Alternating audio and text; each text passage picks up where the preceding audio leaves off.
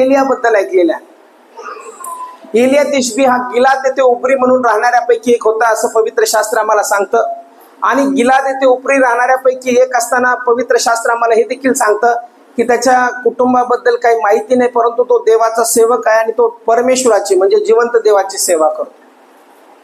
आणि ज्यावेळेस एलिया त्या ठिकाणी बघतो की राज्यामध्ये किंवा इस्रायलामध्ये सर्व लोक देवापासून बहकले आहेत, सर्व लोक देवाचं भक्ती करणं सोडून दिलेलं आहे, त्यावेळेस तो एक संदेश देतो. आणि तो संदेश हा देतो की आता जी वर्ष येणार त्या दहीवर अथवा पर्जन्य पडणार नाही, सर्व माझ्या सांगण्याप्रमाणे. आणि जसा तो संदेश देतो, संदेश दिल्यानंतर 3.5 वर्ष कडक दुष्काळ पडला. आणि कडक दुष्काळ पडल्यानंतर परमेश्वराने त्याला सांगितलं की जाऊन तू काय कर, करीत नावाचा ओहळ आहे, तिथे तुला प्याव्यास पाणी देईल आणि सकाळ संध्याकाळ कावळे तुला चांगलं उत्तम ते अन्न देतील. आणि बऱ्याचशा दिवस हा जो देवाचा सेवक आहे जसा संदेश दिला त्याप्रमाणे तो त्या ठिकाणी गेला आणि बऱ्याच दिवसापर्यंत परमेश्वराने त्याची काळजी घेतली. बऱ्याच दिवसापर्यंत पवित्र शास्त्र सांगतं की त्या ठिकाणी परमेश्वराने त्याची कावळ्याद्वारे अन्न पुरवलं, त्या ओहळाद्वारे तो पाणी पिला. पण एक दिवस असा आला की काही दिवसांनी तो ओहळ आटून गेला, कारण की देशात पर्जन्यवृष्टी झाली नाही. त्या देशात पर्जन्यवृष्टी झाली नाही म्हणजे पाऊस पडला नाही. आणि पाऊस न पडल्या कारणाने परमेश्वर आता एलियाला सांगतो की मी तुझी व्यवस्था जी आहे सारफत इथल्या एका विधवेकडे केली आहे.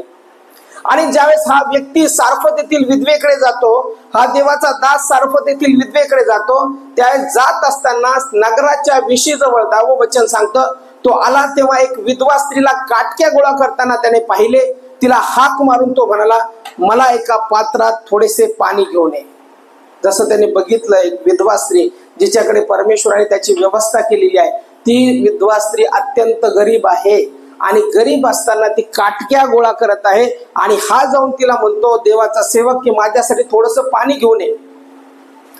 आणि मग ती पाणी आणावयास जात असता तो या ठिकाणी तिला म्हणाला, 11 वचन, की हाक मारून तो म्हणाला, आपल्या हाती एक भाकरीचा तुकडा मला घेऊन ये. तो काय म्हणतो आता 11व्या वचनामध्ये, आता तू चाललेली आहेस, आता जात असताना तू काय कर, आपल्या हाती भाकरीचा एक तुकडा घेऊन ये.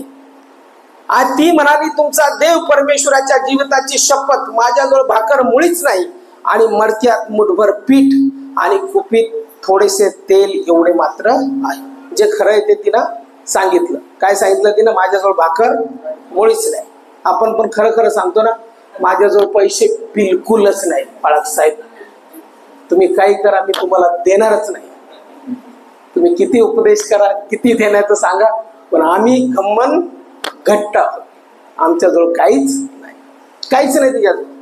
ती म्हणती थोडस पीठ आहे, कुपीत थोडस तेल एवढं मात्र आहे, मी 2 काटक्या जमा करत आहे, मग मी घरी जाऊन मस्तसाठी व आपल्या मुलासाठी ते तयार, मग खाऊ आणि मरू. इको येते बाळा, आम्ही खाऊ आणि मरू. म्हणजे काय म्हटलेलं, पर्यायच नाही. आता पर्याय कोणता उरलेला नाही. खूप गरीब आहे ते, खूप गरीब, अत्यंत गरीब, इतके गरीब की या दुष्काळामध्ये तिच्या घरात धन धान्य देखील नाही, खायला काहीच उरलं नाही. आणि अशा परिस्थितीत ती काय म्हणत आहे, मी आणि माझा मुलगा जे कुपीत थोडस तेल आहे, मुठभर पीठ आहे, ते त्याची भाकर करू, ती खाऊ आणि मग मरू.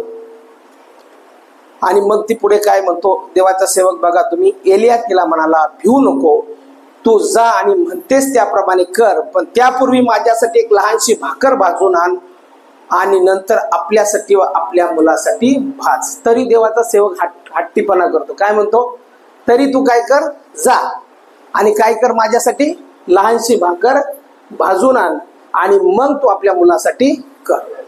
विचित्र आहे थोडस. पुष्कळ वेळेस आपण ऐकलं असं. जर असलं तर आपण काय म्हणणार, रे बापरे काय वैताग आणलाय, म्हणजे बाबा काय पिछाच सोडत नाही. तो काय म्हणतो, तरी पण देच, तरी पण देच. पवित्र शास्त्र आम्हाला बऱ्याचशा वेळेस शिकवतं देण्याबद्दल, पण आम्ही बऱ्याचशा वेळेस त्याच्याकडे दुर्लक्ष करतो आणि आम्हाला असं वाटतं नाही, मी खूप गरीब आहे, मी फार साधारण आहे, मी या विधवेपेक्षाही गरीब आहे नाही तर कोणी विधवेपेक्षा गरीब, या सारफतच्या विधवेपेक्षाही गरीब आहे मी, असं मला वाटतं. पण तरी देखील त्या गरीबातल्या गरीब विधवेला देखील तिला हा काय म्हणतो, आता हा दिसायला कसा असेल मी तुम्हाला सांगतो. जो मांस मटण खातो तो कसा दिसतो, कल्पना करा कसा दिसतो. आता माझ्यासारखा दिसत असेल ना, जरा तब्येत चांगली असेल, वजन चांगलं असेल, आणि 3.5 वर्ष दुष्काळ पडलेला आहे, ती विधवा कशी दिसत असेल? 3.5 वर्षापासून खायला भाकर नाही, ती कशी दिसत असेल? अशक्त. मुलगा कसा असेल? अशक्त. अरे बाबा, हा माणूस एवढा ढोला आणि काय म्हणतो की मला पहिले भाकर भाजून आण. आमच्याकडे परिस्थिती बघा ना, आमच्या अशक्तपणा बघा ना, माझा चेहरा बघा ना, आणि तरी देखील काय म्हणतो, माझ्यासाठी भाकर भाजून.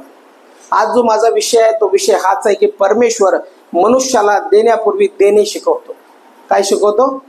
देण्यापूर्वी देणं शिकवतो. पण आम्ही शिकायला पाहिजे. हे वचन उगाच दिलेलं नाही. या ठिकाणी पवित्र शास्त्र आम्हाला काय सांगतं की प्रथम माझ्यासाठी भाकर भाजून आण आणि मग नंतर आपल्यासाठी भाकर भाज. म्हणजे इस्रायलाचा परमेश्वर म्हणतो, परमेश्वर पृथ्वीवर पर्जन्यवृष्टी करेल, त्या दिवसापर्यंत तुझे पिठाचे मडके रिकामे होणार नाही आणि तुझी तेलाची कुपी आटणार नाही. कशासाठी भाकर भाजून आण? याच्यासाठी की त्या भाकरीला आशीर्वाद प्राप्त व्हावेत आणि मग नंतर त्या आशीर्वाद प्राप्त झाल्यानंतर तुझ्या घरातले जे तेल आहे, तुझ्या घरातलं जे पीठ आहे ते कधी संपणार नाही. आपल्याला अभिषेक ओळखता आला पाहिजे. आपण अभिषेक ओळखत नाही. एलिया जो होता, एलिया देवाचं प्रतिनिधित्व करत होता. जरी तो शरीराने त्या घरात गेलेला असला, आपण शरीर तर गेले घरामध्ये, एक माणूस घरामध्ये गेला, पण ज्या माणसावरती देवाचा आत्मा होता तो घरात गेलेला आहे. आणि ज्याच्यावरती देवाचा आत्मा आहे तो मागत आहे. म्हणजे देव त्या ठिकाणी मागत आहे आणि ज्यावेळेस ते मागत आहे त्यावेळेस त्याच्या गरजेसाठी मागत नाही, तर ते घेऊन परमेश्वर म्हणतो की त्या घराला तू आशीर्वाद दे, जेणेकरून त्यांचा उदरनिर्वाह पूर्ण जे दुष्काळ आहे तो तिथपर्यंत चालेल. आज मला या ठिकाणी ते सांगायचे की जोपर्यंत आम्ही परमेश्वराच्या सानिध्यामध्ये द्यायला शिकत नाही तोपर्यंत परमेश्वर आम्हाला देत नाही. कारण की आम्ही बऱ्याचशा वेळेस समजतो की हे जे देणं आहे हे आमच्यावर ओझं आहे, पण पवित्र शास्त्र आम्हाला सांगतं की हे देणं ओझं नाही, तर देणं आमच्यासाठी आशीर्वाद घेऊन येतं. Hallelujah, hallelujah. मी पूर्वी तुम्हाला एक गोष्ट, एक दाखला सांगितला होता आणि तो असा होता की एक बिझनेसमॅन असतो, फार मोठा बिझनेसमॅन, आणि तो रस्त्याने चाललेला असतो. आणि एक तरुण असतो, तो फार गरीब असतो, फार गरीब, रस्त्याने फिरत असतो. आणि तो त्याच्याकडे बघतो, त्यावेळेस गाडी थांबवतो, त्याला विचारतो की बाळा तू कुठं चालला? तो म्हणतो की मी नोकरीच्या शोधात आहे आणि मी पुष्कळ ठिकाणी गेलो पण मला काही नोकरी भेटली नाही, काय नाही. तो म्हणतो आपल्या गाडीत, माझ्या गाडीत बस.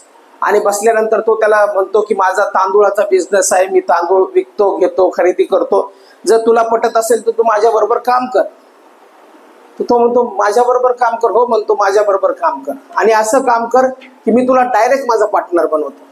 डायरेक्ट काय बनवतो? पार्टनर बनवतो. पार्टनर बनल्यावर तो मग सर मग पार्टनर बनवल्यावर मला काय, म्हणजे कसं? तो म्हणतो की फक्त काय करायचं, हे सगळं तुझ्या हातात देतो, गोडाऊन तुझ्या हातात देतो, फक्त 10% 10% तुम्हाला द्यायचं. पहिली वेळेस तो बिझनेसला लागतो, पहिल्या महिन्यात थोडासा प्रॉफिट होतो, त्यावेळेस तो काय करतो, त्याच्यातलं 10% छोटं असतं तर छोटं 10% बाजूला काढतो, 10% बाजूला काढतो आणि ते देतो. समजा 1 लाख बिझनेस झाला तर त्याला 10,000 द्यायला काही वाटत नाही, तो 10,000 देतो. पण दुसऱ्या महिन्यामध्ये बिझनेस किती होतो? 2 लाख होतो. 2 लाखाचाही द्यायला तो देतो 20,000. पण हळूहळू काय होतं की तो बिझनेस ग्रोथ करतो आणि एक दिवस असा येतो की 1 कोटी रुपये त्याला भेटतात. 1 कोटीचा दशांश किती? 10 भाग किती? 10 लाख. 10 लाख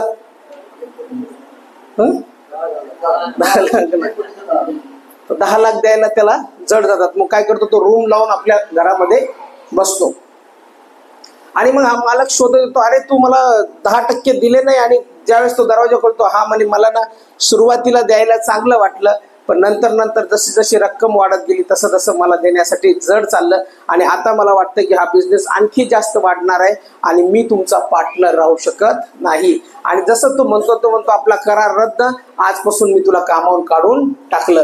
परत त्याची परिस्थिती जशी होती तशीच सुरू होती.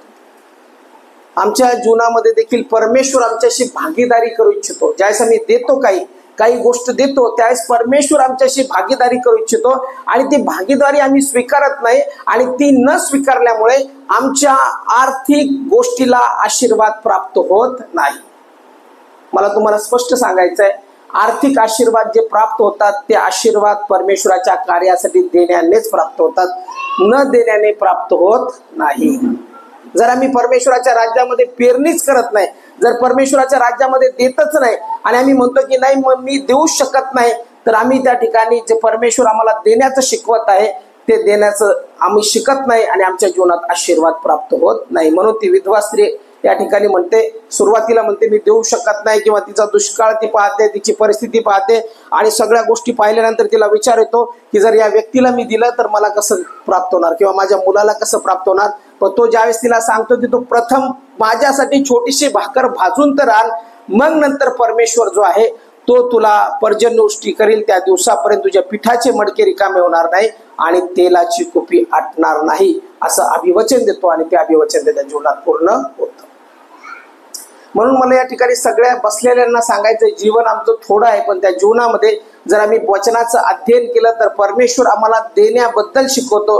त्यावेळेस आम्ही देणं शिकलो पाहिजे आणि परमेश्वराचे आशीर्वाद आमच्या जीवनामध्ये मिळून घेतले पाहिजे. जर आम्हाला परमेश्वराचे आर्थिक आशीर्वाद पाहिजे तर ते देण्यामध्येच आहे, देण्याशिवाय आम्हाला आशीर्वाद प्राप्त होणार नाही. तर परमेश्वर देखील हेच बघतो की प्रथम हा माझ्यासाठी काय करतो. म्हणून मी तुम्हाला सांगितलं, या मंडळीमध्ये मला प्रत्येक व्यक्ती, लहानातला लहान मुलगा किंवा लहानातली लहान मुलगी देणारी बनवायची आहे. हालेलुया. या मंडळीत जर कोणी स्टिंजी असेल, कोणी कंजूस असेल, तर तो कंजूसीचा आत्म्याला येशूच्या नावात मी आज धमकावत आहे. ऐका कंजूस आत्म्यांनो, जे तुमच्यात दडलेले आहेत त्यांना मी येशूच्या नावात धमकावत आहे. या मंडळीमध्ये एकही व्यक्ती कंजूस राहणार नाही, देणारा राहणार नाही. ज्यावेळेस आम्ही परमेश्वराच्या राज्यासाठी हात आखडतो किंवा परमेश्वराच्या राज्यामध्ये देण्यासाठी तयार होत नाही, त्यावेळेस आर्थिक आशीर्वाद जे आहे ते आर्थिक आशीर्वाद उतरत नाही. जुन्या करारामध्ये म्हटलेलं आहे की आपल्या उत्पन्नाच्या प्रथम फळाने देवाचा सन्मान कर. का सांगितलं? जुन्या करारामध्ये आम्हाला पवित्र शास्त्र सांगतं, सगळ्या जुन्या करारामध्ये, की आपल्या अवघ्याचा 10वा दशांश तू दे, 10वा भाग दे. अब्रामध्ये देखील ज्यावेळेस बघितलं त्यावेळेस त्याने काय केलं, आपल्या अवघ्याचा 10वा भाग त्याने मल्कीसदेकाला दिलं आणि मग नंतर पवित्र शास्त्र सांगतं की अब्राम त्या देशामध्ये सगळ्यात संपन्न पुरुष झाला. हे सगळे आशीर्वाद देण्याचे आहेत. दुसरं कशाला? मी माझंच सांगतो ना. आज बरेचसे पाळक लोक दशांश देत नाही, बरेचसे पाळक लोक देत नाही आणि न देण्यामुळे मी बघितलं की परिस्थिती जैसी थी, जसे असतात तसेच असतात. फायनान्ससाठी फार स्ट्रगल असते. फायनान्ससाठी इतका तर कोण गरीब आहे, एकदम गरीब, विधवेपेक्षा गरीब, या गरीब विधवेपेक्षा. पाळक साहेब मी 10 रुपये देखील देऊ शकत नाही. आहे कोणी? हातवरती करा. विधवेपेक्षा गरीब आहे कोणी? सहज आपण वडापाव पण किती रुपयाचा खातो आता? 15 रुपयाचा खातो. पण आपण ज्यावेळेस परमेश्वराच्या राज्यामध्ये पेरणी करायचा विषय येतो त्यावेळेस आम्ही देत नाही. मी का मागच्या वेळेस म्हटलं होतं की लहान मुलांना देखील शिकवा, त्यांच्या हातात तुम्ही पैसे द्या. कारण की एक वडापाव देखील आपण खातो तर सहज 10च्या वरतीच खातो, 15 रुपयाचा वडापाव खातो. चीज बीज टाकून तर मला वाटतं 20 रुपयाचा खात असाल. 25 रुपये, 25 आणि 25 50, आणि एक पाण्याची बॉटल म्हणजे 60 रुपये सहज खर्च करतो. पण ज्यावेळेस आपण इथे येतो त्यावेळेस आपल्या मुलाच्या हातात आपण काहीच देत नाही, त्याला तसंच पाठवतो. म्हणून मी त्या दिवशी म्हटलं तर मी पाठीमागे बसून बघत होतो, येशू पुढं बसून बघत होता, मी पाठीमागे बसून बघत होतो. काही जण ऑफरिंगच टाकत नाही, उठतच नाही. आणि न उठण्यामुळे किंवा ते न झाल्यामुळे परमेश्वराचं वचन सांगतं की आमच्या जीवनामध्ये आर्थिक आशीर्वाद येत नाही. आम्ही फक्त या ठिकाणी येऊन बसणं, प्रेज द लॉर्ड, हालेलुया, देवा तुझी स्तुती असो, पण देण्याच्या बाबतीत आम्ही कंगाल असणार. देव कसा आशीर्वाद देईल आहे देव आशीर्वाद? फक्त या, बसा, चांगलं गोड गोड बोला आणि देवा तुला धन्यवाद, 10 रुपये टाकले, चला. दशांश नाही, आम्ही महिन्याला दशांश देत नाही. चर्चमध्ये आमचं कॉन्ट्रीब्युशन काय? 0. आम्ही चर्चमध्ये काही कॉन्ट्रीब्युट करत नाही, आम्ही काहीच देत नाही. पण आम्ही काय म्हणतो, देवा मला आर्थिक रीतीने आशीर्वाद दे. काही जण चर्च सोडून गेले. का गेले? देव लागतं म्हणून. इथं दशांश देणं शिकवतात, पण मी सांगतो दशांश देण्यामध्ये फार मोठे आशीर्वाद आहेत. कारण की परमेश्वर देण्याच्या पूर्वी मनुष्याला देणं शिकवतो. ज्याला या मंडळीत राहायचं त्याने काय बनलं पाहिजे? ज्याला आशीर्वादित व्हायचं त्याने काय बनलं पाहिजे? आणि ज्याला गरीब राहायचं, विधवेपेक्षा, त्याने काय केलं पाहिजे? प्रभू ही मंडळीतून मला काढून टाक आणि मला अशा मंडळीत नाही की जिथं दानार्पणच घेत नाही. का योहानाचं पुस्तक आहे 6वा अध्याय जर आम्ही बघितला एक लहान मुलगा आहे, त्याच्या आई वडिलांनी त्याला शिकवलं असेल, या ठिकाणी तो नसेल त्याचं मन कदाचित लहान मुलाचं देण्यासाठी थोडं मागं पुढं होतं, पण आई वडिलांनी शिकवलं असेल, बाळा दिल्याने आशीर्वाद प्राप्त होतात. म्हणून हा लहान मुलगा ज्यावेळेस इथे आहे त्यावेळेस त्याच्याजवळ काय आहे म्हटलेलं आहे, 9वं वचन, एक लहान मुलगा आहे, 6 अध्याय 9 वचन. येथे एक लहान मुलगा आहे, त्याच्याजवळ जवाच्या 5 भाकरी व 2 मासळ्या आहेत. काय आहेत? जवाच्या 5 भाकरी आणि 2 मासळ्या, परंतु त्या इतक्यांना कशा पुरणार, असं त्या ठिकाणी शिष्य प्रश्न विचारतात. या ठिकाणी मला हे सांगायचं की एक लहान मुलगा आहे, त्याच्याजवळ जवाच्या 5 भाकरी आहेत आणि 2 मासे आहेत, आणि एवढं सगळं असताना देखील तो असा म्हणत नाही की आता मला हे दिलं नाही पाहिजे, आता मी घरी घेऊन जातो. किंवा त्याला ज्यावेळेस कळालं की आता द्यावं लागेल त्यावेळेस तो त्या ठिकाणी म्हणत नाही की आता मला द्यायचं नाही, तो निघून जात नाही त्या ठिकाणी, तर तो त्या ठिकाणीच थांबतो आणि जे त्याच्याकडे आहे तो देण्यास तयार होतो. कोण तयार होतो? एक लहान मुलगा. एक लहान मुलगा देण्यासाठी तयार होतो. म्हणजे विचार करा, त्याच्या मनामध्ये, त्याच्या अंतःकरणामध्ये जे पेरणी केली, ती पेरणी कोणी केली? आई वडिलांनी केली. लहानपणापासून आपण काय शिकलो, म्हणजे आपली मेंटॅलिटी काय तशी, आपला दोष नाही हा, न देण्यामध्ये तुमचा दोष नाही, न देण्यामध्ये तुम्ही तसे नाही, तुम्ही फार चांगले आहात, पण तुम्ही देत का नाही ते मी तुम्हाला सांगतो. का दशांश आपण देत नाही, का अर्पण आपण देत नाही, का आजही आपण फायनान्शियली स्ट्रगल करतो ते मी तुम्हाला सांगतो. या मुलाने दिलं कारण की त्याच्या आई वडिलांनी त्याला शिकवलं. आमच्या जीवनामध्ये बऱ्याचशा वेळेस आम्ही द्यायला कचरतो. का कचरतो? त्याचं कारण काय? कुठं दडलेलं आहे त्याचं कारण? आमच्या आई वडिलांनी आम्हाला शिकवलं. आपल्या आई वडिलांनी काय शिकवलं आपल्याला? कसं द्यायचं? पूर्वजांनी कसं शिकवलं? कसं द्यायचं? थोडं द्यायचं, जास्त देवाला द्यायचं नाही. भांडारात टाकताना कसं टाकायचं? चिल्लर टाकायचं. पूर्वी मी बघायचो, चर्चला जायचो लहानपणी गेल्यानंतर लोक काय करायचे माहिती? 100ची नोट द्यायचे आणि म्हणायचे याच्यातले 10 रुपये ठेव, 90 रुपये कोणाला ऑफरिंग टाकणाऱ्याला, ऑफरिंग घेणाऱ्याला म्हणायचे की 10 रुपये याच्यातले काढून घे आणि मला वापस किती दे? 90 रुपये दे. आणि ज्यावेळेस ते ऑफरिंग टाकायचे तर सगळ्या ऑफरिंग मध्ये फक्त चिल्लरचा आवाज यायचा, चिल्लरचा आवाज यायचा. तिथं कोणीच मजबूत देणार नव्हतं, म्हणजे देताना फक्त चिल्लर आवाज यायचा. आणि आई वडील पण देताना काय द्यायचे मुलाला? करून काढून त्याच्यातून काय द्यायचे? चिल्लर द्यायचे. हेच टाक, आणि जी मोठी नोट आहे ती ठेवून द्यायचे. मला सांगा, चिल्लर दिल्यावर कसे आशीर्वाद आपल्याला भेटतील? चिल्लरच आशीर्वाद भेटतील का विपुल भेटतील? सगळ्या ठिकाणी आपण पैसा खर्च करतो, सगळ्या ठिकाणी आपण जातो, सगळ्या ठिकाणी. काही ठिकाणी तर मी बघितलं की लग्नात गेले तर लग्नात पाहुण्याच्या सन्मानासाठी व्याजाने पैसे काढून आपण एक चांगलं गिफ्ट घेऊन देतो. पण ज्या देवाच्या राज्यात पेरणी करायची वेळ येते किंवा काहीतरी आम्हाला देवासाठी करायचं वेळ येतं, त्यावेळेस आपण या लहान मुलाच्या तरी आशीर्वाद घेतले, पण आपण ते आशीर्वाद घ्यायला तयारच होत नाही, तयार होत नाही. म्हणून देण्याचे आशीर्वाद जे आहे ते देण्यासाठी परमेश्वर आम्हाला पूर्वी देणं शिकवतो. म्हणून देत असताना आम्ही परमेश्वराच्या राज्यामध्ये या लहान मुलाकडून शिकण्यासारखं आहे की त्याने दिलं, आणि त्याने दिल्यामुळे किती लोक आशीर्वादित झाले? 5000 लोक. आणि 5000 लोकांपेक्षा अधिक पुरुष आणि स्त्रिया आशीर्वादित झाल्या. आणि असं म्हटलेलं आहे की त्या सगळ्यांनी जेवण तृप्त केलं. मला तरी वाटतं त्यांनी खाल्लं, पण आशीर्वाद कोणाला भेटले? आपण म्हणतो मी पैसे दिले आणि जेवलेलं दुसरेच. कधी कधी विचार येत असतात ना मनात, बाळासाहेब डोनेशन तर मी दिलं, मी पैसे दिले आणि जेवलो कोण? रजिस्ट्रेशनही नाही केलं लोकांनी. काय आले नुसते जेवण केले, हे येतात ते येतात, जेवतात आणि जेवून निघून जातात. पण त्याच्या पाठीमागचे आशीर्वाद आपण बघितले नाही. मी दिलं, लोक जेवले, पण आशीर्वाद कोणाला? जेवणाऱ्याला भेटले नाही, आशीर्वाद मला भेटले. हालेलुया. आज नाही खामोश, आज no hallelujah, no praise the Lord, नाही टाळ्या. चांगलंय, विषय गंभीर आहे, नका वाजवू टाळ्या, पण शिका परमेश्वराच्या राज्यामध्ये मूठ उघडणं. मला ते नाही पाहिजे टाळ्या, पण टाळ्या देवाला द्या. मला नाही पाहिजे हालेलुया प्रेज द लॉर्ड, ते देवाला करा. पण आज जर तुम्ही हा पॉइंट इथून शिकून गेला तर मी या ठिकाणी बसलेल्या प्रत्येकाला काय म्हणत आहे ते माझा मुलगा म्हणतो बिल्लेनरी बनवत आहे. त्याला नाहीत, मी नेहमी सांगतो तुम्हाला, तुमच्याजवळ 10 रुपये जरी आले तर ते 10 रुपयातला 1 रुपया तुमचा नाही.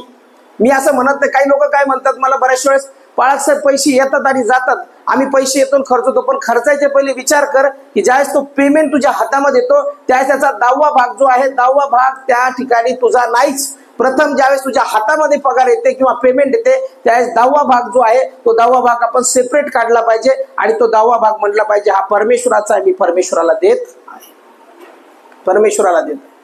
तो 10वा भाग ज्यावेळेस मी परमेश्वराला देतो त्यावेळेस उरलेला जो फायनान्स आहे तो फायनान्स ब्लेस होतो, तो फायनान्स आशीर्वादित होतो. अन्यथा तो आशीर्वाद आमच्या जीवनाला प्राप्त होत नाही, आम्ही तसेच राहतो. म्हणजे आम्ही 90% भाग जो आहे तो तसाच ठेवतो आणि 10% परमेश्वराच्या राज्यासाठी पेरण्याचा आहे तोही खाऊन घेतो. आणि त्याच्यामुळे काय होतं की या 90%ला जे आशीर्वाद 10%मुळे भेटणार असतात तेही आशीर्वाद आम्हाला भेटत नाही आणि आम्ही तसेच्या तसेच राहतो. आणि मग आम्ही म्हणतो फायनान्शियल दृष्टिकोनातून मी फार स्ट्रगल करत आहे, फायनान्स माझा पुरत नाही, फायनान्शियल दृष्टिकोनातून मी फार स्ट्रगल करत आहे आणि मला काही भेटत नाही. बघा परमेश्वराची इतकी प्रार्थना करतो, इतकं ओरडतो, इतक्या प्रार्थना करतो, पण त्या प्रार्थनेतून मला आशीर्वाद येत नाही. कसं काय मी करायचं? आणि आम्ही त्रासात जातो. एक पास्टर आहेत, एक छोटस उदाहरण कालचं परवाची साक्षी मी देतो तुम्हाला.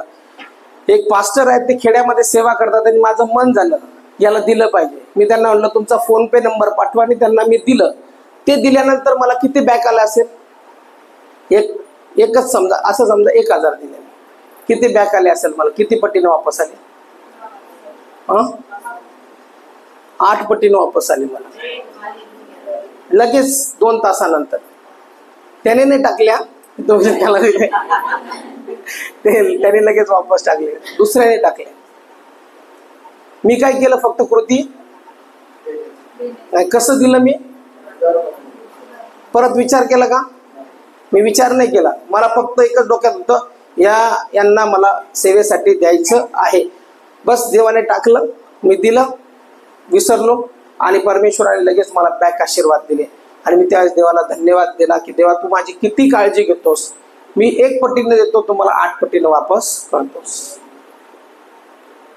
परमेश्वराचं वचन या ठिकाणी स्पष्ट सांगतं त्या लहान मुलांनी दिलं ते लोक तर आशीर्वादित त्या ठिकाणी जेवण करून गेले, आशीर्वाद याला भेटले. पण त्याच्यानंतर म्हटलेलं आहे की 12 टोपल्या तो घरी घेऊन गेला.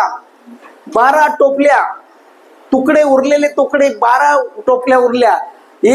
5 भाकरी आणि 2 मासे एवढे असतील एका समजा गाठोड्यामध्ये त्याने बांधून आणलेले असतील. पण ज्यावेळेस 12 टोपल्या उरल्या त्यावेळेस त्याला किती आनंद झाला असेल, किती मल्टिप्लाय झालं ते. मी परमेश्वराच्या राज्यामध्ये पेरणी केली किंवा दिलं देवाच्या हातामध्ये आणि दिल्यानंतर परमेश्वराने माझ्या सर्वस्वाला आशीर्वाद दिले आणि त्या ठिकाणी 12 टोपल्या त्या ठिकाणी भेटल्या. He was willing to give. त्याला देण्यासाठी त्याचं मन तयार झालं. आमचं मन तयार होत नाही कारण की सैतान आम्हाला अडवतो आणि तो म्हणतो देऊ नको, थांब. या ठिकाणी तो थांबलंच पाहिजे. पण थांबल्यानंतर काय होतं की आमच्या जीवनामध्ये जे आर्थिक आशीर्वाद असतात ते आर्थिक आशीर्वाद थांबल्या जातात. इतर लोक शिकवत असतील नाही दिलं तरी चालतं, दिलं नाही तरी काही होत नाही, आपण नाही द्यायला पाहिजे. पण मी तर शिकवतो किंवा माझं पवित्र शास्त्र सांगतं आम्ही दिलंच पाहिजे. ज्यावेळेस मी देतो त्याच वेळेस आशीर्वादित होतो. Hallelujah, hallelujah. बरं, देताना छान वाटतं का घेताना छान वाटतं? खरं खरं सांगा मला, खोटं नका बोला, खरं खरं सांगा. लाडकी बहीण योजनाचे पैसे कोणी कोणी घेतले? घेताना छान वाटतं. आले का नाही पैसे, आले का नाही पैसे, आले का नाही पैसे चेक करतात. मला वाटतं आपल्याला घेताना छान वाटतं, देताना फार कसं तरी वाटतं. पण मी म्हणतो आजपासून आम्हाला देताना छान वाटलं पाहिजे. Hallelujah, hallelujah.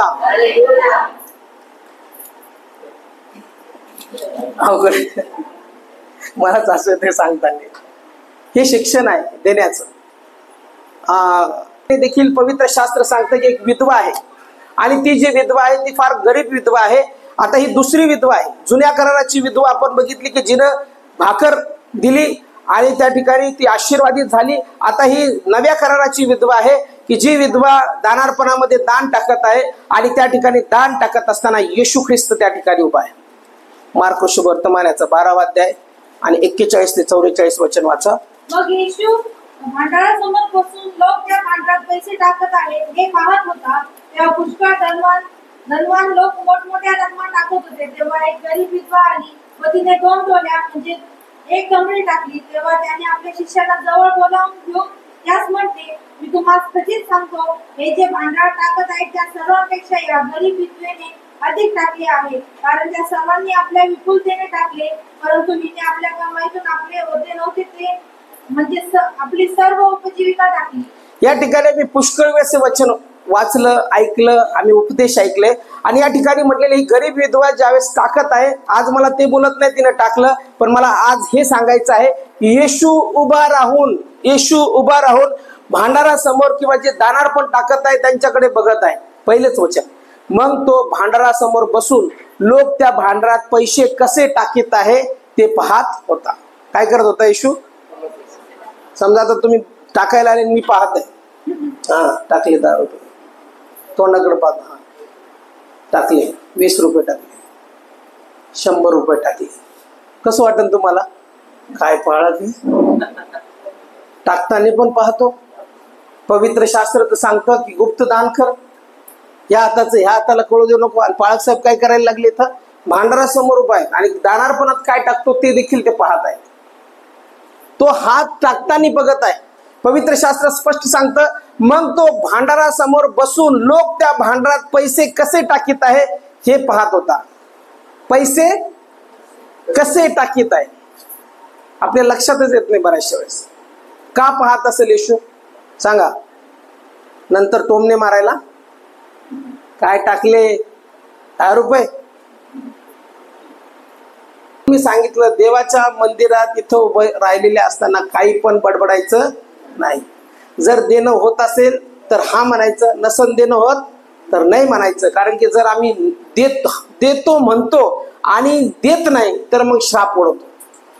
काय ओढवतो? श्राप ओढवतो. तर मला बोलायला कोणी लावलं का? मला कोणी म्हटलं का? मीच बोललो ना, माझीच प्रेरणा होती. मग प्रेरणा जर झाली तर मग आपण जर देत नाही तर मग कसं काय आशीर्वाद येतील आमच्या जीवनात? किंवा आपण जे बोलतो त्यासाठी आपण करायला पाहिजे आणि जर ते करतच नाही तर मग परमेश्वर आमचा फायनान्स कसा आशीर्वादित करल? कारण की फायनान्स जो आशीर्वादित होतो त्याच्यासाठी परमेश्वराचा नियम आहे की तू आपल्या प्रथम फळाने देवाचा सन्मान कर, तू आपला दशांश, तू आपलं अर्पण जे आहे ते अर्पण घे आणि ये आणि आपल्या भांडारात टाक. ज्यावेळेस तुझ्या हातामध्ये पेमेंट येते, पगार येते, 500 रुपये येतात, 10 रुपये येतात, काही रुपये येतात, त्याचं मी मॅटर करत नाही. पण जे येतं त्याच्यानंतर त्याच्यातला 10वा भाग आपला नसतो. तो 10वा भाग प्रामाणिकपणे काढायचा आणि तो टाकायचा आणि तो टाकल्यानंतर परमेश्वर म्हणतो, बघ मी तुला आशीर्वाद दिल्याशिवाय राहणार नाही. मला कितींदा आकाश कपाटे उघडून मी तुला आशीर्वाद देईल. म्हणून फायनान्शियल ब्लेसिंग जे असते, ही फायनान्शियल ब्लेसिंग परमेश्वर त्या ठिकाणी प्रभू येशू ख्रिस्त स्वतः उभा आहे आणि ऑफरिंग बघत आहे. ऑफरिंग टाकताना की कोण किती टाकत आहे.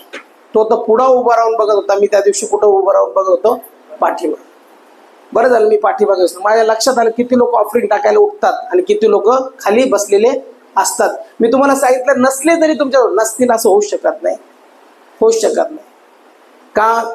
तुम्ही 10 रुपयाचा वडापाव खाता बाहेर गेल्यावर सगळे, मग 10 रुपयापेक्षा तर वडापाव जर खात नाही, एवढी पण परिस्थिती आपली बिकट नाही की आपण संडेला चर्चमध्ये आल्यानंतर 10 रुपये सुद्धा टाकू शकत नाही. आपण ज्यावेळेस लग्नाला जातो, वाढदिवसाला जातो, कार्यक्रमाला जातो, त्यावेळेस लाजणं का व्हायना, व्याजानं का व्हायना, आम्ही काहीतरी गिफ्ट काढतो आणि ते गिफ्ट कोणाला देतो? समोरच्या व्यक्तीला देतो. कशासाठी देतो? कशासाठी देता तुम्ही गिफ्ट? की त्याने म्हणावं खरंच काहीतरी येताना हातामध्ये आणलं, माझा अपमान होऊ नये म्हणून आपण काहीतरी घेऊनच जातो, त्याला फूल घेऊन जातो, काहीतरी घेऊन जातो आणि त्याला देतो. मग ज्या वेळेस तुम्ही देवाच्या सानिध्यामध्ये येता, त्या सर्वसमर्थाच्या सानिध्यामध्ये येतात, त्यावेळेस आपली देणगी ज्यावेळेस आपण घेऊन येतो, ती देणगी ज्यावेळेस टाकतो त्यावेळेस ती देणगी तो राजा आशीर्वादित करतो. देणगी कोणाला द्या म्हटलेलं आहे? देणगी कोणाला द्या? ज्यावेळेस सलमोनाकडे ती शबाची राणी आली त्यावेळेस काय म्हटलेलं आहे? तिनं काय काय घेऊन आली? सर्व प्रकारच्या उत्तम देणग्या घेऊन आली. ज्यावेळेस देतो आम्ही त्यावेळेस कोणाला दिलं पाहिजे? कसं दिलं पाहिजे? कोणाला दिलं पाहिजे? पवित्र शास्त्र काय सांगतं? ज्यावेळेस तुम्ही राजाकडे जाता त्यावेळेस कसं जाता? खाली हात जाता का? समजा तुमचं काय फेमस आहे, तुमच्या जवळचं काय ते काहीतरी हातात ठेवा आणि आपल्या पंतप्रधानाला गिफ्ट द्या. असंच भेटायला देईल तुम्हाला? जाताना कसं जाऊ आपण? एकदम टाप टीप सूट पीठ, सूट नसला तर आम्ही साधे कपडे का असताना इस्त्री करून व्यवस्थित प्रेस करून, साधा बूट जरी असला 500चा तरी त्याला पॉलिश बिलिश करून, कारण कोणाला भेटायला जायचंय? सर्व एकदम सुप्रीम माणूस आहे ना, सगळ्यात मोठा, देशाचा सगळ्यात मोठा व्यक्ती, ज्याला पंतप्रधान म्हणतात त्याला भेटायला आपण चाललो. आपण देवाला भेटायला कशी येतो? इथं जर पवित्र आत्म्याचं सानिध्य असतं, कसं येतो आपण देवाला भेटायला? Praise the Lord, hallelujah, praise the Lord. तसा जोशचा उपदेश केल्यावर जोश येतो. आज देण्याबद्दलचा उपदेश म्हणून शांत. कसं जातो आपण भेटायला? शांत आहे सगळे आज, काय हरकत नाही. तरी मी माझा मुद्दा शिकवण तुम्हाला, मी पण लय चिकट आहे. जोपर्यंत माझे मुद्दे पूर्ण होत नाही मी तुम्हाला सोडणार नाही. मी तुम्हाला देणारा बनूनच सोडेल. मी इथून रिटायर होईल, ज्यावेळेस म्हातारा होऊन रिटायर होईल ना, त्यावेळेस लोक नाव घेतील की या बाळकाने शिकवलं मंडळीला, आपण देणंच शिकवलं. हालेलुया. कसं जातो आपण पंतप्रधानाला भेटायला? कसं जातो? आणि देवाच्या सानिध्यात येताना कसं येतो आपण? बरं जाऊ दे, देण्याचं सोडा, आपण देत नाही, चला ठीक आहे, नाही देत बाबा मी, काही हरकत नाही, नका देऊ, राहा तसेच. पण येताना कसं येतो आपण देवाला भेटायला? चुरगळेल शर्ट, कशी तरी साडी, कशी तरी बोट, कसे तरी कपडे, आणि मग ते घालून आंघोळ करतात की नाही काय माहित काय झालं. तसेच कसं काय आपण येऊ शकतो? तसं ना, राजांचा राजा, प्रभूंचा प्रभू, आठवड्यातून एकदा आपण त्याला भेटायला जातो. साधं वाढदिवस, लग्नात जरी गेलो तर भारीतला भारी ड्रेस घालून आपण जातो, भारीतले भारी साडी घालून आपण जातो. पण ज्यावेळेस इथं देवाच्या सानिध्यात येतो त्यावेळेस कसं येतो? कसं तरी कपडे, कसं तरी ड्रेस, कसे तरी साधे कपडे घालून येतो. आणि काय म्हणतो आपण? हे देवा माझी भेट घे. देवाने पहिले आंघोळ करून स्वच्छ चांगले कपडे घाल, उत्तमातलं उत्तम कपडा घाल, उत्तमातलं उत्तम जे तुझ्याजवळ असेल. मी असं म्हणत नाही फार कॉस्टली घाला, साधं साधं जे माझ्याजवळ दिसतं ते काही कॉस्टली नसतं, एवढं काही कॉस्टली नाही. आता मी 2 शर्ट घेतले, तुम्ही हैराण होताल कितीचे ते, मी सांगणार मी किंमत, हैराण होताल तुम्ही. पण मी राहतो, कोणाला वाटलं लय मागाचा ड्रेस, एक जण लय मागाचा शर्ट दिसतो, तुला किंमत सांगतो म्हणलं एक कोपऱ्यात, पण मी घालतो, राहतो. सूट आहेत, सूटची किंमत पण पाहून हैराण होताल तुम्ही, ते फक्त मला त्या टेलरलाच माहिती, पण घालतो का? कारण की मी माझ्या देवाच्या सानिध्यात येत आहे. आणि जर मी पंतप्रधानाला भेटायला सुद्धा टापटीप जातो, आंघोळ करून जातो, व्यवस्थित जातो, चांगले कपडे घालून जातो, तर मी राजांचा राजा, जो परमेश्वर, जो देव, जो आत्मा, त्याला भेटायला येतो. त्यावेळेस माझा पेहरावा पण चांगला असला पाहिजे.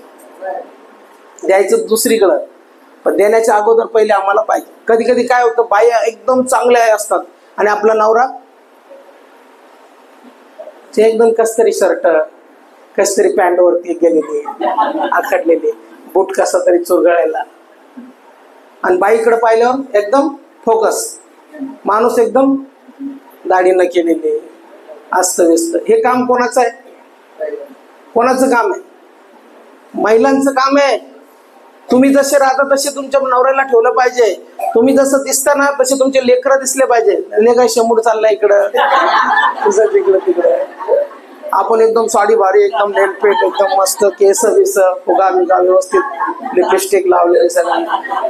नवरा कसा तरी आपला चुरगळेल कपडे घातलेले, लेकरं आपले कसे तरी चुरगळा चरगळेल, शंभूड वरत. चित्र व्यवस्थित दिसत नाही ना? नाही दिसत ना? माझा शर्ट जर चुरगळला तर कोणी काळजी घेतली पाहिजे माझ्या शर्टची? हे माझ्या बायकोनी काळजी घेतली. तिची जबाबदारी येते मला चांगला शर्ट देणं, तिची जबाबदारी. माझा बूट जर खराब झाला तर तो बूट चांगला घेणं, मला म्हणणं की हे बूट बदला बरं, चला मी तुम्हाला घेऊन देते, चांगला बूट घाला, हे शर्ट काढा बरं पहिले. नसन ऐकत तर चांगलं भांडा. चर्चला जाताना चांगलेच कपडे घालून या, चांगलंच पेहरावा करून या, कारण की तिथं असतात बाळक साहेब आणि ते पाहतील तुम्हाला. त्यावेळेस ते तुम्हाला नाव ठेवणार नाही, ते ठेवतील मला नाव. कारण बाईची जबाबदारी घर चालणं. आपले लेकरं जसं आपण राहतो ना, जर आपण पॉश आहोत ना, तर सगळ्या स्त्रियांना मी सांगतो तुमचे नवरेही पॉश दिसले पाहिजे, मला तुमचे लेकरही पॉश दिसले पाहिजे. फक्त तुम्हीच पॉश दिसता कामा नाही. तुम्ही जर पॉश दिसत आहात आणि ते बेडअप दिसत आहे, तुमचं काम आहे त्यांना दुरुस्त करणं. त्यांना चांगला पेहरावा घालणं आणि म्हणणं की आपण देवाची स्तुती आराधना करायला चाललेलो. स्वच्छ आंघोळ करून परमेश्वराच्या सानिध्यामध्ये उत्तम ड्रेस घालून, प्रेस करून, एकदम सगळ्यात भारी साडी घालून आपल्याला जायचं आहे महान जिवंत देवाला भेटण्यासाठी. हालेलुया. देण्याचं पहिले हे येतं, हे शिकलं पाहिजे आपण. शिस्त हे शिकलो तर आम्हाला आशीर्वाद प्राप्त होतील. नाही तर येताना आम्ही येतो कसं तरी, चला उशिरा, चला झाला, उशीर झाला, आंघोळ बिंघोळ केली नाही, काय नाही, फक्त पासपोर्ट साईज फोटो काढताना जसं फक्त तोंडावर पाणी फिरवलं आणि आलो देवाच्या सानिध्यामध्ये. देव पण म्हणणार, अरे जरा पूर्ण तर पाणी टाकून यायचं अंगावरती, कारण मला तुझी भेट घ्यायची आहे. पवित्र आत्मा पण राहायला येतो आपल्या आतमध्ये. पवित्र आत्मा आपल्यात राहतो असं म्हटलेलं आहे. पवित्र आत्मा अस्वच्छ व्यक्तीमध्ये कसा राहू शकतो? तुम्ही म्हणता पवित्र आत्म्याला अंतकरणाची शुद्धता पाहिजे. ठीक आहे, अंतकरणाची शुद्धता पाहिजे, पण हे शरीर देवाने आपल्याला दिलेलं आहे, याची काळजी आपण घेतली पाहिजे. हालेलुया. म्हणून देण्याच्या पहिले काही गोष्टी येतात, त्या गोष्टी देखील आम्हाला पाहिजे. या गोष्टी स्वीकारल्यानंतर मग दुसरी भाग येतो, तो भाग म्हणजे आर्थिक ब्लेसिंग. आणि प्रत्येकाच्या जीवनात आर्थिक ब्लेसिंग आलीच पाहिजे. जर तुमचा पालक आर्थिक रीतीने आशीर्वादित होतो तर मंडळी देखील आर्थिक रीतीने आशीर्वादित झाली पाहिजे. या ठिकाणी पवित्र शास्त्र स्पष्ट सांगतं की येशू त्या ठिकाणी बघत आहे आणि बघत असताना तो बघतो की किती टाकत आहे. आज मलाही या ठिकाणी तुम्हाला सांगायचं आहे की या मंडळीमधला एकही व्यक्ती असा असू नये की ज्याने दशांश अर्पण न टाकता परमेश्वराच्या घरातून तसंच वापस जावं. प्रत्येक व्यक्ती असा असला पाहिजे की त्याचे आपले दशांश आणि अर्पण टाकलेच पाहिजे. जितके फॅमिली तितक्या फॅमिलीचं दशांश आलाच पाहिजे, त्याचे अर्पण आलेच पाहिजे. आणि ते अर्पण देत असताना आपण तो विचार केला पाहिजे की याच्याद्वारे परमेश्वर मला आशीर्वादित करत आहे. दुसरा विचार कट करून टाका, एकच विचार करा, मी माझ्या देण्याने माझा आशीर्वाद मिळवत आहे.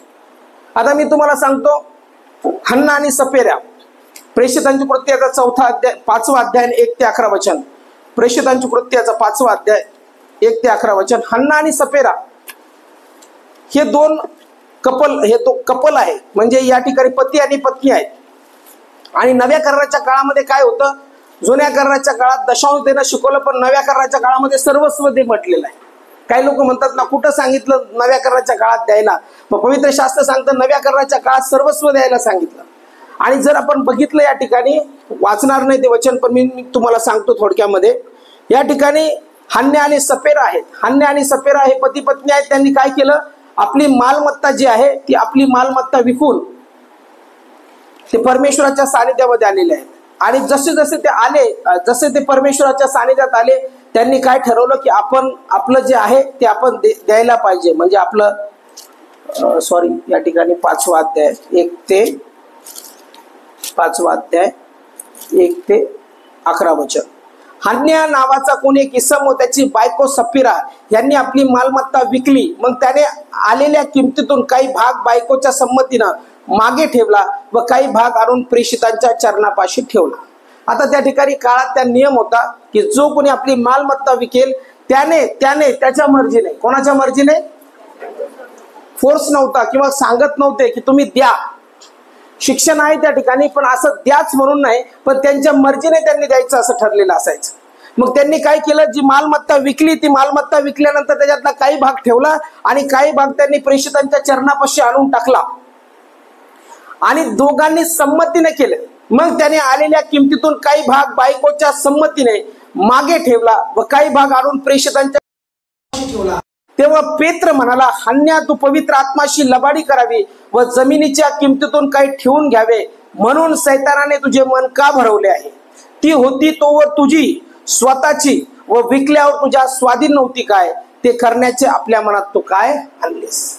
आता परमेश्वराचं वचन काय सांगतं, ती मालमत्ता कोणाची होती? हन्ना आणि सपेराची.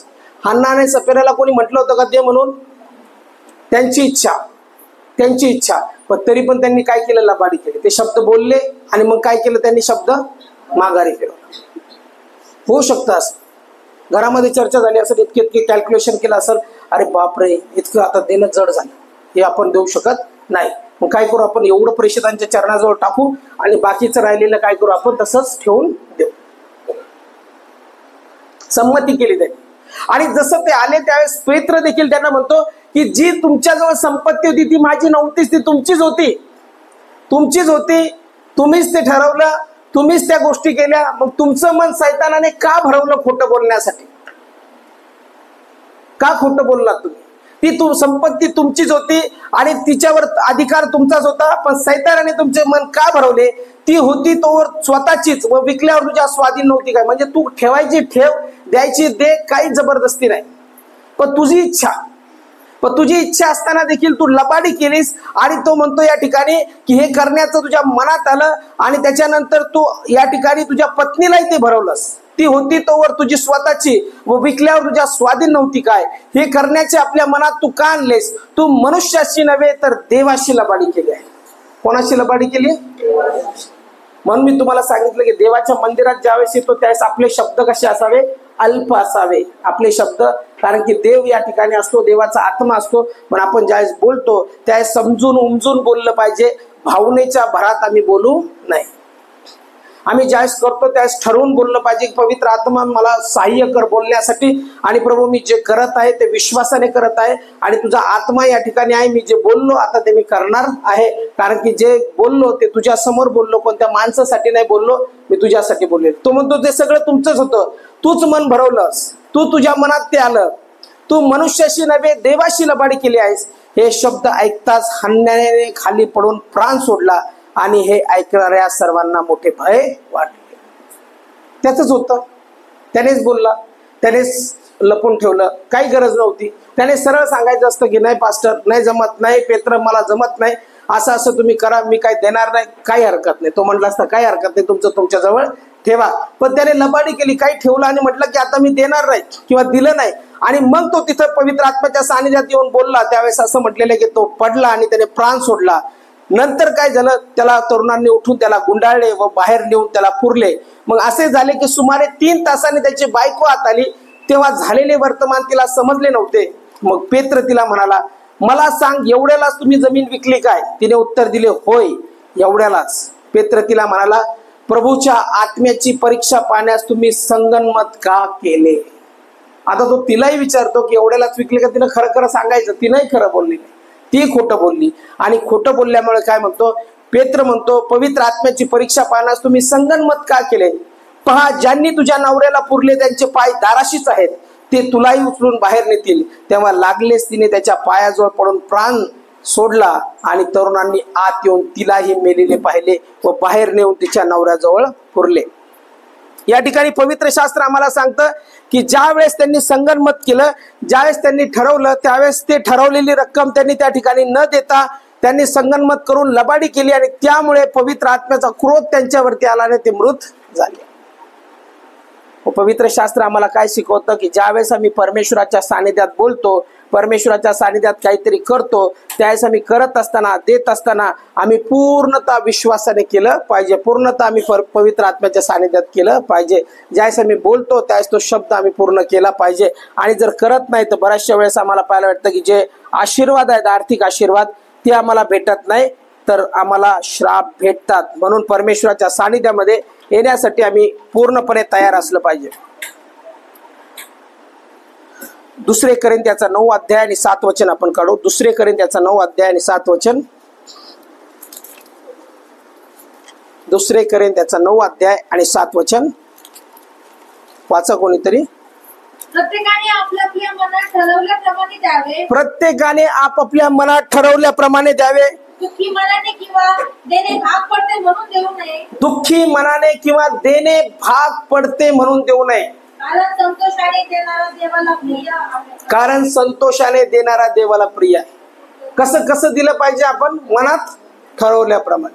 म्हणजे जे ठरवतो आणि जे बोलतो ते दिलं पाहिजे. आणि देत असताना कसं दिलं पाहिजे? गॉड लव्स चेअरफुल गिव्हर असं म्हटलेलं आहे. देवा संतोषाने देणारा देवाला आवडतो. म्हणजे ज्यावेळेस आम्ही देतो त्यावेळेस आमच्या जीवनात काय असलं पाहिजे?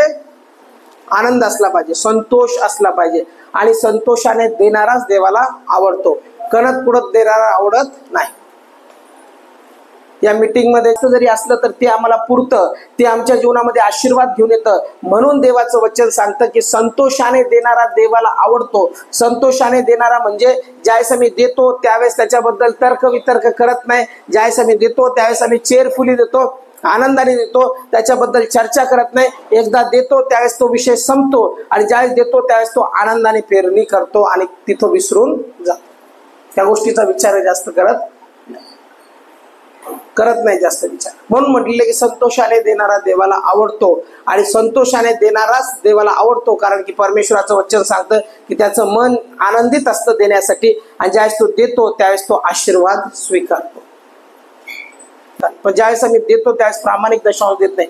जे काम आम्ही करतो, जे कष्ट आम्ही करतो, त्या कष्टाला, त्या पैशाला बरकत आशीर्वाद मिळवण्यासाठी जो भाग आहे त्या अवघ्याचा 10वा भाग आम्ही काढून ज्यावेळेस परमेश्वराच्या राज्यात किंवा भांडरात फिरतो त्यावेळेस तो 10% भाग आमच्या इतर फायनान्सला आशीर्वादित करतो आणि तो फायनान्स आशीर्वादित होतो. म्हणून मी सांगितलं की मंडळी देणारी मंडळी असावी, ही मंडळी संतोषाने देणारी असावी आणि जोपर्यंत आम्ही देणारे बनत नाही तोपर्यंत परमेश्वर आम्हाला आशीर्वादित करत नाही. म्हणून ज्यावेळेस मी दुसऱ्या वेळेस लिस्ट बघेल त्यावेळेस लिस्टमध्ये मला या मंडळीतले प्रत्येक मेंबरचं नाव दशांश दर महिन्यामध्ये देण्यासाठी असलं पाहिजे. Hallelujah, hallelujah. आम्ही थोडे जरी असलो तरी देणारे असलो पाहिजे. जर देत नाही तर काय फायदा नाही, आम्ही आशीर्वादित होणार नाही. म्हणून या ठिकाणी म्हटलेले परमेश्वर मनुष्याला द्यायचं कार्य करतो किंवा देण्यासाठी देणं शिकवतो. म्हणून जोपर्यंत आम्ही हे शिकत नाही तोपर्यंत आमचा फायनान्स आशीर्वादित होत नाही. म्हणून न देणाऱ्यांना ही सूचना आहे किंवा न देणाऱ्यांना परमेश्वराचं वचन सांगत आहे की आम्ही आता तरी देणारं बनलं पाहिजे, देवाच्या राज्यात पेरणी केली पाहिजे. असा जर कोणी म्हणत असेल की पाळक साहेब मला पैसाच पुरत नाही, ते चूक आहे. त्याच्याजवळ 500 येतात, काहीतरी येतात, त्याच्यातला दशांश जो आहे तो त्याचा नसतोच. तो 10वा भाग त्याने पेरणी केलीच पाहिजे. म्हणून मी नो एक्सक्यूज या ठिकाणी कोणालाही एक्सक्यूज देत नाही, असं म्हणत नाही की नाही बाबा तू फार गरीब आहे तू देऊच नको, असं मी म्हणत नाही. कारण की माझ्या दृष्टीने जे देवाचे लोक आहेत ते आशीर्वादित आहेत, ते देणारे आहेत आणि ज्यावेळेस ते देतात त्यावेळेस वचन सांगतं ते आशीर्वादित होतात. आणि आशीर्वादित होण्यासाठी हाच नियम आहे, दुसरा नियम नाही. फायनान्शियल ब्लेसिंगसाठी इतर आशीर्वाद परमेश्वराने दिले, पण फायनान्ससाठी पवित्र शास्त्रात सगळ्यात जास्त वचने आहेत. येशू देखील सगळ्यात जास्त फायनान्स बद्दल बोलला आणि तो हेच बोलत आहे या ठिकाणी की आम्हाला फायनान्स आशीर्वाद पाहिजे, तर त्या ठिकाणी आमची पेरणी मजबूत असली पाहिजे. कारण की ज्यावेळेस आम्ही देतो त्यावेळेस परमेश्वर आम्हाला देतो. जितक्यांनी आज आत्मिक कान आणलेले तितके शिकतील आणि तितके परमेश्वराच्या राज्यामध्ये पेरणी करायला सुरुवात करतील. आणि माझा विश्वास आहे ही मंडळी एक देणारी मंडळी राहील, आशीर्वादित मंडळी राहील. यावेळेस आपण सर्व आपल्या पायावरती उभं राहूया, परमेश्वराच्या सानिध्यामध्ये उभं राहूया. हालेलुया. आपले नेत्र बंद करूया.